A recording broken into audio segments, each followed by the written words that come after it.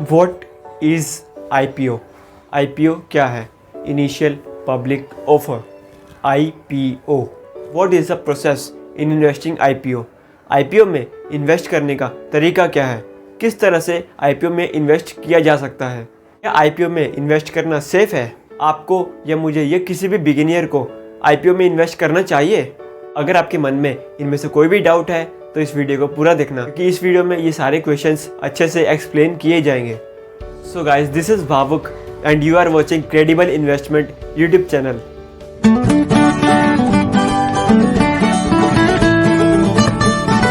हमने इससे पहले एक वीडियो बनाया था जिसमें हमने मजगांव डॉग IPO के बारे में बताया था और हमने ये भी बताया था कि क्या हमें उसमें इन्वेस्ट करना चाहिए या नहीं करना चाहिए। लेकिन अब हमारे पास काफ़ी सजेशंस आए कि व्यूअर्स को पता नहीं है कि IPO क्या होता है या फिर IPO में इन्वेस्ट करने का प्रोसेस क्या रहता है। तो इसलिए हम ये वीडियो आपके साथ शेयर कर रहे हैं ताकि आपको IPO क्या होता है और IPO में कैसे इन्वेस्ट किया जा सकता है, इसकी अच्छी सी नॉलेज आपको मिल जाए। इससे पहले अगर आपने basics of share market for beginners वाला वीडियो नहीं देखा है तो आपको उस वीडियो का लिंक इस वीडियो के डिस्क्रिप्शन बॉक्स में मिल जाएगा, आप जाके देख सकते हैं। और उसके अलावा आप चैनल पर विजिट करके भी उस वीडियो को देख सकते हैं। IPO को समझने के लिए आपको बेसिक्स ऑफ शेयर मार्केट वाला वीडियो जरूर देखना चाहिए। तो अब IPO क्या होता है इसे एक एग्जांपल से समझते हैं। लेट्स से आप एक कंपनी के ओनर हैं। Company either should be public limited और प्राइवेट लिमिटेड। जैसे कि कंपनी का नाम हो सकता है XYZ लिमिटेड। तो आप उस XYZ लिमिटेड कंपनी के ओनर हैं। एंड हाँ, यहाँ पर ध्यान से सुनिएगा, कंपनी अभी तक स्टॉक एक्सचेंज पर लिस्ट नहीं हुई है। तो अब आपकी कंपनी को XYZ लिमिटेड को फंड्स की रिक्वायरमेंट है।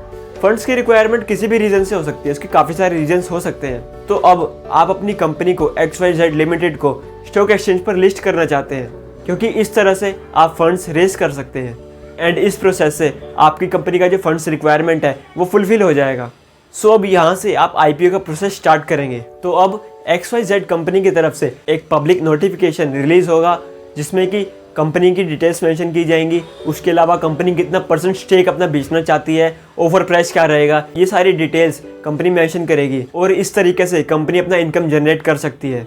जो भी इंटरेस्टेड इन्वेस्टर्स होंगे, ट्रेडर्स होंगे या ऐसे लोग जो स्टॉक मार्केट में ट्रेड करते हैं, वो लोग XYZ कंपनी के इस IPO को अप्लाई कर सकते हैं। इस IPO को अप्लाई करके उन इन्वेस्टर्स के पास शेयर्स आ जाएंगे और बदले में इन्वेस्टर्स के पास जो पैसा है वो कंपनी के पास चला जाएगा।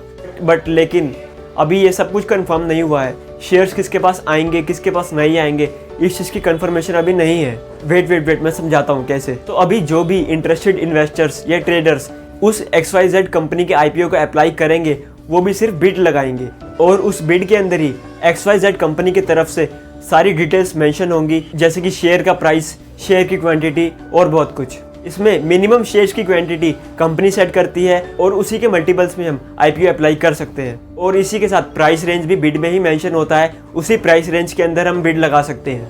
जैसे कि हम यहाँ पर एक छोटा सा एग्जांपल देख लेते हैं। जैसे कि हम एक कंपनी का IPO अप्लाई करना चाहते हैं। उस IPO में एक बिड 100 शेयर्स की है, दैट मीन्स एक बिड के अंदर 100 शेयर्स हैं। उससे कम शेयर्स हम अप्लाई नहीं कर सकते। एटलीस्ट हमें 100 शेयर्स के लिए अप्लाई करना होगा और उसी के साथ हम उसी के मल्टीपल्स में शेयर अप्लाई कर सकते हैं, जैसे कि 200, 300 या उससे ज़्यादा। बट हमें उसी मल्टीप्लाई में बिड अप्लाई करनी होगी और उसी के साथ उन्हीं शेयर्स का एक प्राइस रेंज भी बिड में ही मेंशन होता है। लेट्स से 100 to 110, इसी प्राइस रेंज के अंदर आप बिड लगा सकते हैं। और इसके अलावा अगर आपको कन्फ्यूजन है कि आप कौन से प्राइस पर बिड लगाएंगे तो भी एक ऑप्शन होता है, उस ऑप्शन के बारे में हम आगे डिस्कस करेंगे। तो अब हम मान लेते हैं कि हमने XYZ कंपनी के उसी मल्टीप्लाई में शेयर्स अप्लाई कर दिए हैं। एंड यहाँ पर मैं आपको फिर से बता दूं, अभी तक भी कंपनी स्टॉक एक्सचेंज पर लिस्ट नहीं हुई है। सो अब बिड अप्लाई करने के जनरली 7 से 10 दिन के बाद उस बिड के रिजल्ट्स आ जाते हैं। सो अब उस बिड के रिजल्ट के बाद ही पता लगेगा कि हमें शेयर्स अलॉट किए जाते हैं, मीन्स हमें शेयर मिलते हैं या नहीं मिलते हैं। अगर हमें शेयर्स मिल जाते हैं तो सेम शेयर्स हमारे डीमैट अकाउंट में ट्रांसफ़र हो जाएंगे। और अगर हमें शेयर्स नहीं मिलते हैं तो IPO अप्लाई करते समय हमारा पैसा जो ब्लॉक हुआ था वो अनब्लॉक कर दिया जाएगा।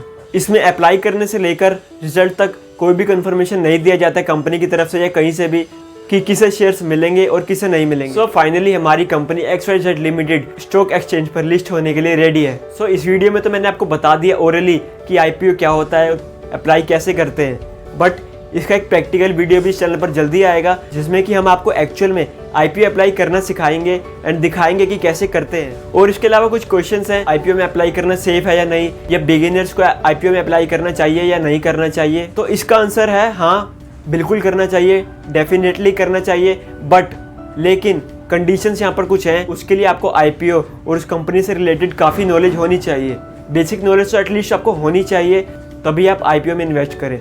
बिना नॉलेज के इन्वेस्ट करना काफ़ी रिस्की हो सकता है। तो आप थोड़ी बहुत नॉलेज, आप जिस भी आईपीओ में इन्वेस्ट करना चाहते हैं उस आईपीओ की थोड़ी बहुत नॉलेज जरूर से आप गेन करें एंड उसके बाद आप फिर डिसाइड करें कि आपको इन्वेस्ट करना चाहिए या नहीं करना चाहिए। बेसिक नॉलेज आपको जरूर होनी चाहिए जिस भी कंपनी में आप इन्वेस्ट करने जा रहे हैं। तो अगली वीडियो जल्दी आएगी जिसमें हम आईपीओ को एक्चुअल में अप्लाई करना सिखाएंगे। तब तक मिलते हैं, जय हिंद। एंड हाँ, अगर आपको वीडियो यूजफुल लगी हो, कुछ नॉलेज आपको मिली हो, तो वीडियो को लाइक जरूर कर देना, शेयर भी कर देना एंड चैनल को सब्सक्राइब जरूर से कर देना। स्टार्ट इन्वेस्टिंग, सेव मोर। जय हिंद।